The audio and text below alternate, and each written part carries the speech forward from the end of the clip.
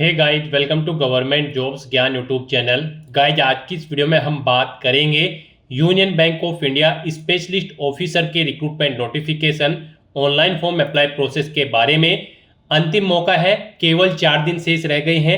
Last date की new update है, आप जल्द से जल्द अपना फॉर्म अप्लाई कर लें। जी हाँ दोस्तों, यूनियन बैंक ऑफ इंडिया ने स्पेशलिस्ट ऑफिसर के 500 खाली पदों को भरने के लिए नोटिफिकेशन रिलीज किया हुआ है। कैसे आप अंतिम समय में अपना फॉर्म अप्लाई कर सकते हो बिना कोई मिस्टेक किए हुए, जिससे आपका एप्लीकेशन फॉर्म रिजेक्ट न हो, इसकी पूरी जानकारी हम आपको स्टेप बाय स्टेप रजिस्ट्रेशन से लेकर प्रिंट तक इस वीडियो में देंगे। बस आपको इस वीडियो को स्किप के बिना शुरू से लेकर एंड तक देखना है।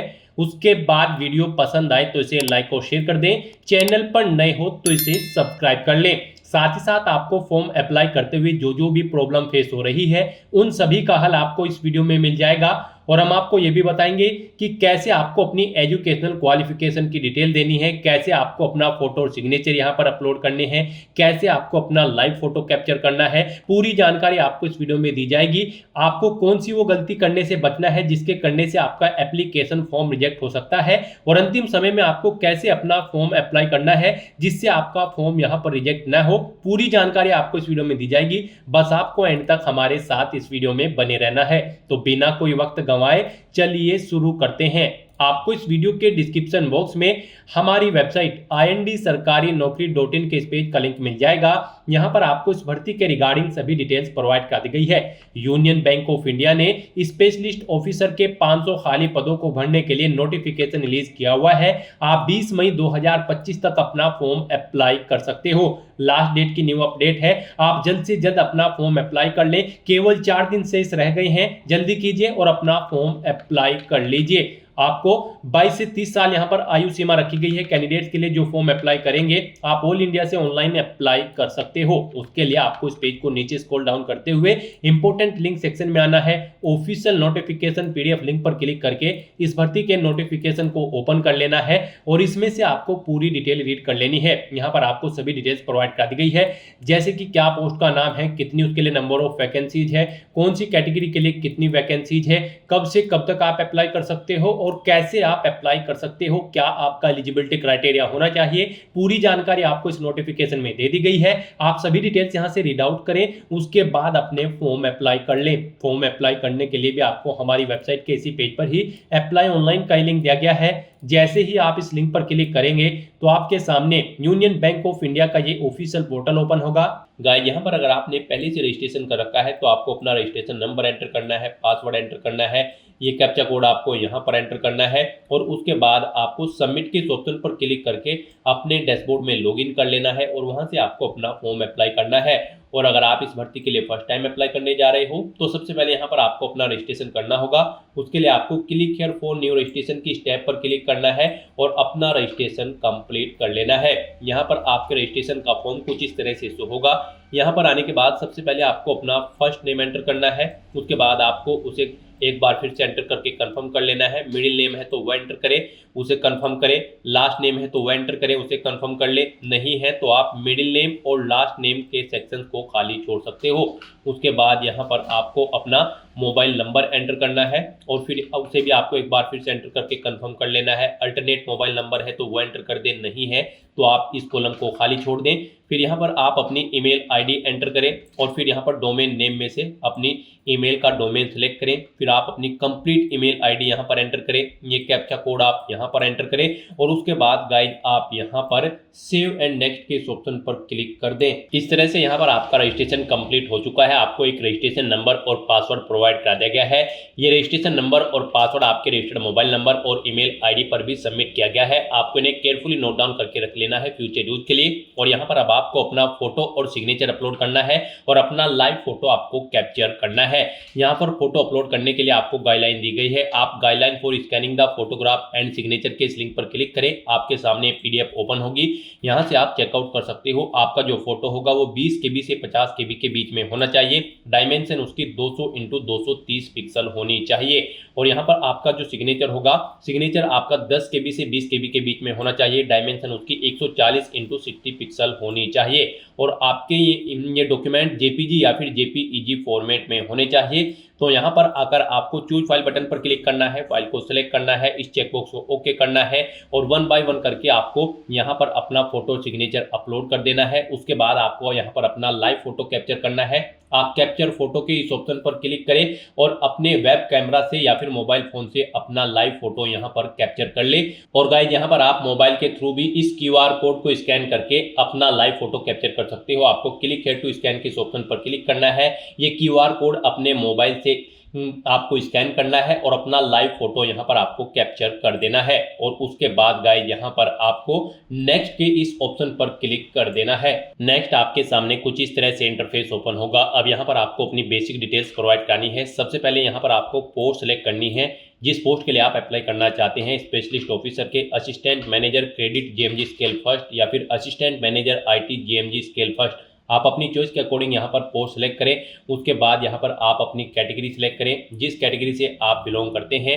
फिर आपसे पूछा गया कि क्या आप PWBD कैंडिडेट है और आपकी डिसेबिलिटी की परसेंटेज 40% से अबव है। अगर है तो आप यस करें और फिर यहाँ पर आप अपनी डिसेबिलिटी कैटेगरी सेलेक्ट करें और फिर डिसेबिलिटी का टाइप यहाँ पर आप सेलेक्ट करें। और अगर आप PWBD कैंडिडेट नहीं है तो यहाँ पर आपको नो ऑप्शन सेलेक्ट करना है। आगे की ये डिटेल आपके सामने डिसेबल्ड कर दी जाएगी। उसके बाद यहाँ पर आपको इस पेज को नीचे स्क्रॉल डाउन करना है। फिर यहाँ पर आपसे पूछा गया है कि क्या आप person with specified disability covered करते हैं अंडर द सेक्शन। अगर करते हैं तो यस करें, नहीं तो नो ऑप्शन सेलेक्ट करें। उसके बाद यहाँ पर आपसे पूछा गया है कि क्या आप 1984 के दंगा पीड़ित के बच्चे हैं या फिर फैमिली मेंबर हैं। अगर हैं तो आप यस करें, नहीं तो नो ऑप्शन सेलेक्ट करें। उसके बाद यहाँ पर आपसे पूछा गया है कि क्या आपका रिलीजन, आपको अपना रिलीजन यहाँ पर सिलेक्ट कर लेना है। फिर आपसे पूछा गया कि क्या आप EX सर्विसमैन हैं। अगर हैं तो यस करें और फिर पीरियड ऑफ सर्विस यहाँ पर मंथ में एंटर करें और नहीं है तो आप नो ऑप्शन सेलेक्ट करें। उसके बाद आपसे पूछा गया है कि क्या आप यहाँ पर defaulted repayment under the any leading arrangement with bank. अगर आप यहाँ पर डिफॉल्टेड है किसी बैंक के अंतर्गत तो यहाँ पर आप यस करेंगे और नहीं है तो आप नो ऑप्शन सेलेक्ट करेंगे। फिर यहाँ पर अगर आप माइनॉरिटी कम्युनिटी के अंतर्गत आते हैं तो यस करेंगे, नहीं आते हैं तो नो ऑप्शन सेलेक्ट करेंगे। अपनी नेशनैलिटी यहाँ पर आप सेलेक्ट करेंगे।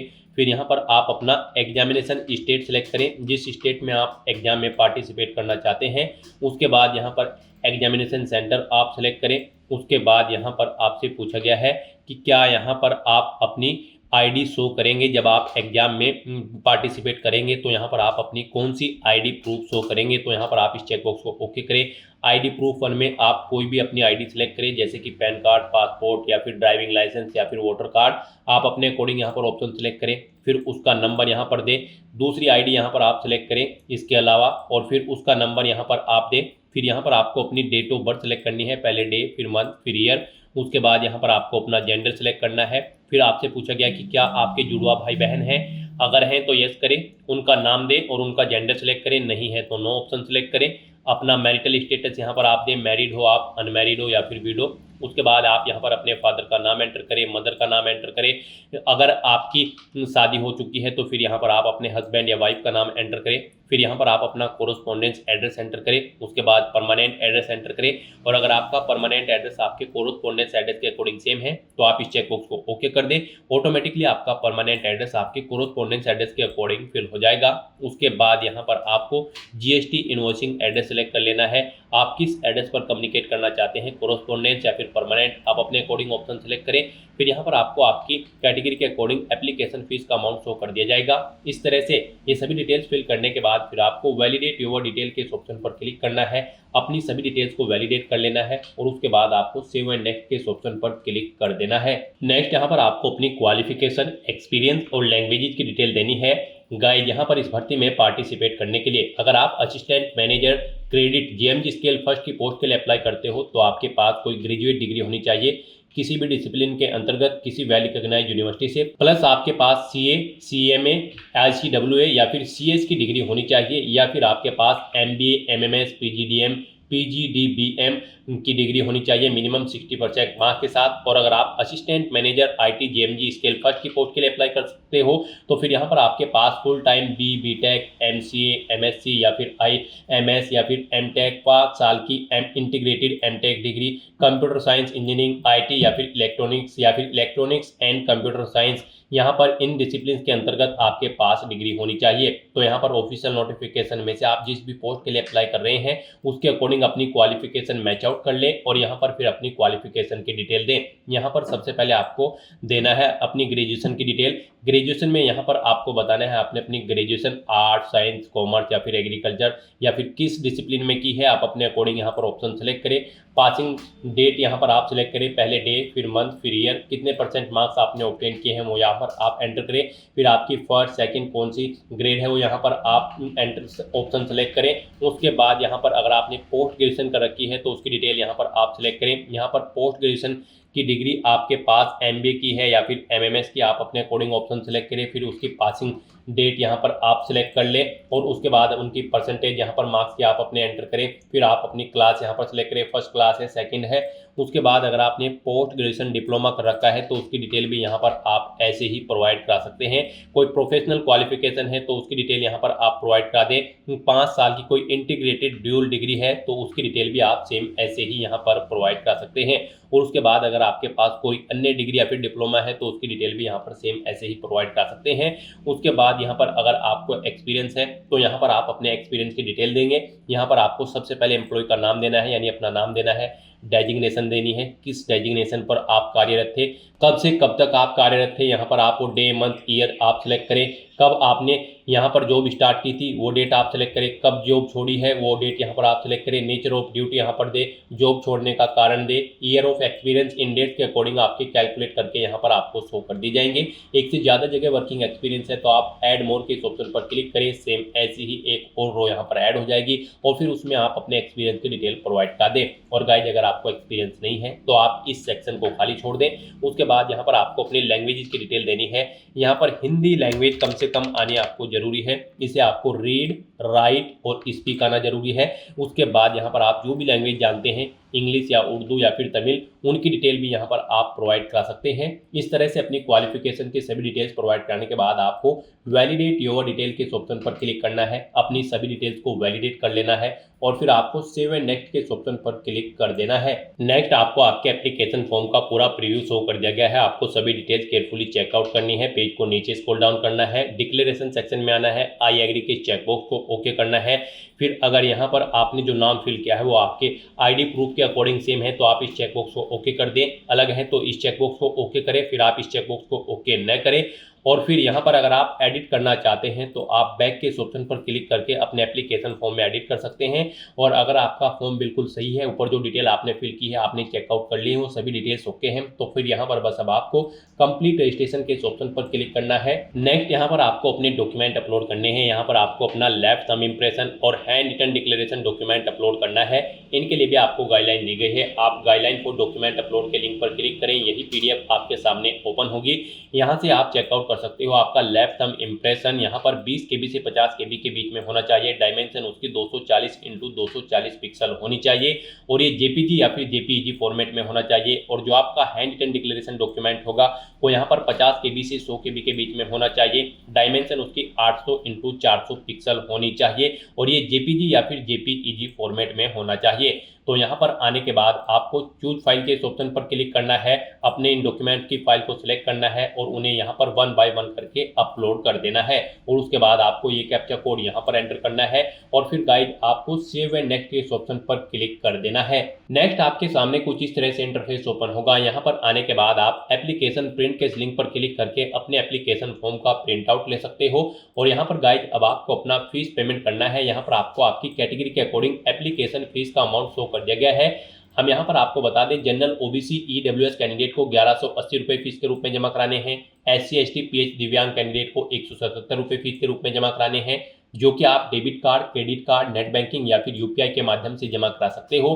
तो यहाँ पर आने के बाद अब आपको ये सिक्योरिटी कोड यहाँ पर एंटर करना है और उसके बाद आपको सबमिट के इस ऑप्शन पर क्लिक कर देना है। नेक्स्ट आपके सामने फीस पेमेंट का इंटरफेस ओपन हो जाएगा। यहाँ से आप debit card, credit card, net banking, QR या फिर UPI के माध्यम से अपना फीस पेमेंट कर सकते हो। UPI आपके लिए बेस्ट ऑप्शन रहेगा। आप UPI के इस ऑप्शन पर क्लिक करें, उसके बाद मेक पेमेंट के इस ऑप्शन पर क्लिक करें। फिर यहाँ पर आपको आपकी कैटेगरी के अकॉर्डिंग एप्लीकेशन फीस का अमाउंट शो कर दिया जाएगा। फिर आप यहाँ पर प्रोसीड विद पेमेंट के ऑप्शन पर क्लिक करें। उसके बाद आपके सामने कुछ इस तरह से इंटरफेस इंटरफेस ओपन होगा। यहाँ पर अगर आप अपनी यूपीआई आईडी जानते हैं तो उसे एंटर करें और मेक पेमेंट के ऑप्शन पर क्लिक करके अपना फीस पेमेंट कर दें, या फिर आप यहाँ पर इस यूपीआई क्यूआर कोड के थ्रू भी अपना फीस पेमेंट कर सकते हो। आप क्लिक है टू स्कैन के इस ऑप्शन पर क्लिक करें, इस क्यूआर कोड को अपने मोबाइल फोन से या फिर अपने यूपीआई से आप स्कैन करें और अपना फीस पेमेंट कर दें। सक्सेसफुली फीस पेमेंट करने के बाद आपका एप्लीकेशन फॉर्म सबमिट हो जाएगा। उसके बाद आप अपने एप्लीकेशन फॉर्म का एक हार्ड कॉपी प्रिंट आउट ले सकते हो फ्यूचर यूज के लिए, फ्यूचर रेफरेंस के लिए। तो दोस्तों ऐसे आप union bank of India specialist officer के 500 खाली पदों को भरने के लिए अपना फॉर्म अप्लाई कर सकते हो बिना कोई मिस्टेक किए हुए। आज की इस वीडियो में बस इतना ही। आई होप ये वीडियो आपको पसंद आई होगी। अगर पसंद आई हो तो इसे लाइक और शेयर करें, चैनल पर नए हो तो इसे सब्सक्राइब कर लें। Thanks for watching.